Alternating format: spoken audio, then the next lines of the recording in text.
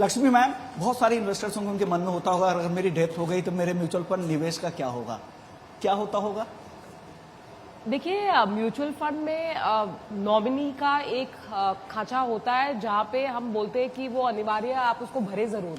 तो या तो आप निवेश आपके इंडिविजुअल नाम पे कर सकते हो, या उसको जो जैसे बोलते हैं सोल इन्वेस्टर, बैंक में भी ऐसे ही होता है, और एक नॉमिनी भी होता है। तो हम लोगों से यूजुअली वही इंसिस्ट करते हैं। और जैसे मेरे जो पर्सनल इन्वेस्टमेंट्स है उसमें भी और जो मेरी फैमिली के इन्वेस्टमेंट्स है वहां पे भी हमने वही करा हुआ है।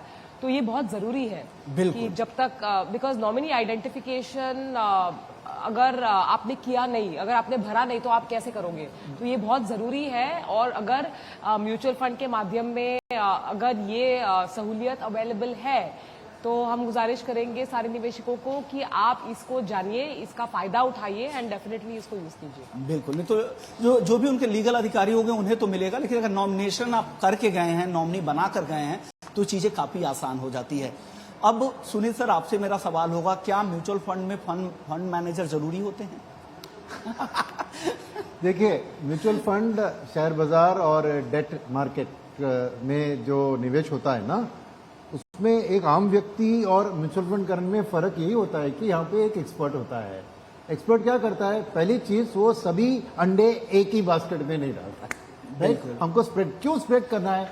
क्योंकि अगर एक अंडा भी टूट गया तो बाकी बचे हुए तो आपको खाना खिलाएगा। बिल्कुल। और जिस तरह के एक्सपर्टीज आप लोगों के पास है वो मैच कौन कर पाएगा, इसलिए फंड मैनेजर तो बहुत जरूरी है। तो डाइवर्सिफिकेशन और एक्सपर्टीज, ये दोनों मिला के ही आपको म्यूचुअल फंड एक इक्विटी मार्केट से रिस्क कम मगर रिवॉर्ड उतना कम नहीं।